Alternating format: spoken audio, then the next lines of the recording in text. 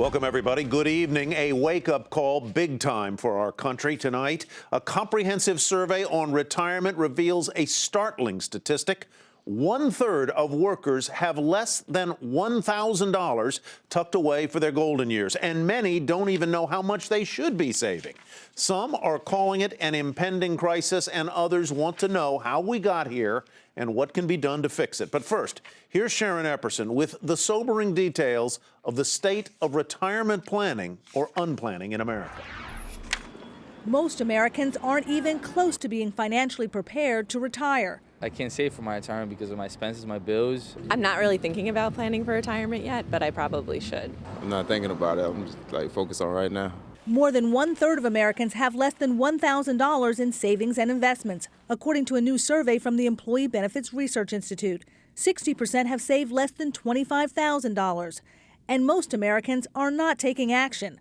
Fewer than half have even done a calculation to find out how much they should be saving. At the same time, workers' overall confidence in their ability to retire comfortably has increased for the first time in 7 years. 18% say they're very confident, up from 13% last year. So why the change? The increase in confidence is almost exclusively among those with higher incomes or those who are in a retirement plan. More than 1/3 of workers with household incomes of $75,000 or more feel very confident that they'll have enough money to retire comfortably. I think the key message that I'd convey there is people who are taking action are the ones that are feeling more confident. But financial advisors say it's a false confidence tied to stock market gains, not to improved saving habits. They're looking at their returns and their IRAs and their 401ks, and they're realizing they have a lot more money than they did in 2009. This gives them a false sense of comfort.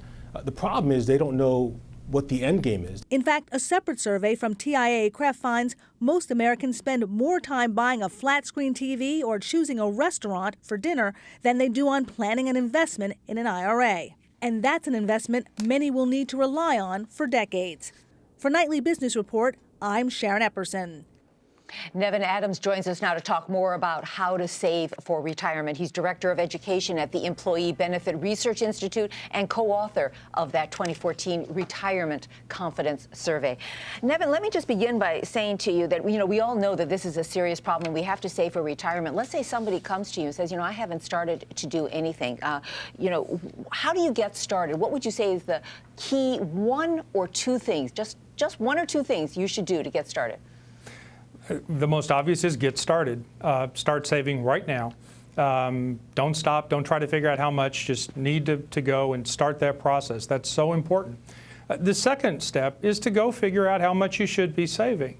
Because, as was pointed out in the introduction, fewer than half of the people responding to our survey have ever tried to make a retirement calculation. I think most people are just afraid that it's too complicated, and so they haven't made the step. But doing that step can make a big difference. Where can you learn how much you need to put away? There are any number of online calculators and tools these days that will help you do it. We've got a great one called the Ballpark Estimate at choosetosave.org. It'll take you maybe 15, 20 minutes. You'll get a very accurate read on your need for retirement.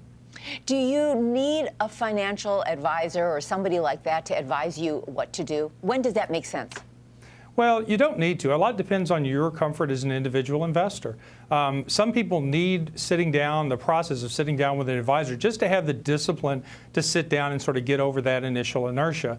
Honestly, a lot of people who start with a calculator then find that they are ready for the next step in terms of talking to a financial professional to help them go to the next level. So a lot depends on you. The bottom line is you can start with one or you can migrate to one later on if you're ready. Nevin, how do we get in this mess?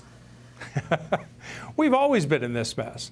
This is not a new problem. This is not a new concern. The thing that probably is happening is as people get older and they're heading into retirement, 10,000 a day they estimated the boomers, we're more aware of it, but the problem's not really new.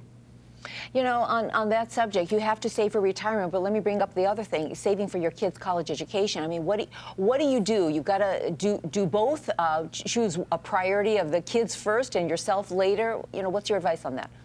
Well, it depends, again, unfortunately, on your individual situation. But you have to look at the priorities. I think most people look at their college, paying for the college tuition, they say, well, I've got to do that in 2 years or in 5 years, whereas retirement might be 30 or 40 years away. And so they might very well choose to start with the education first because that's a need that has to be met first. I've always maintained that you should do both. You may not be able to do as much on both as you'd like. You obviously have to take care of the here and now sooner, but there's no reason you can't set goals to do both. The here and now, like college education, may be sooner, but on the other side of the coin, there are other ways to pay for college education through loans and grants and so on and so forth. Should people start by making sure that they are putting as much as they can into any tax-deferred, tax-advantaged account? Is that where you should go first? Well, I think that's where people find it easier to go. Certainly if they've got the advantage of a workplace, a 401k or 403b plan at work, that's going to be easier for them. It's easier to do. It's easier to find information. Honestly, it's easier to have the switch turned on to have the money drawn out of your payroll automatically. So yes, and many of those programs also offer you an employer match to go with whatever you save. So it's an easy way to add up your money quickly. Nevin, lots of good information. Thank you so much. Nevin Adams from the Employee Benefit Research Institute.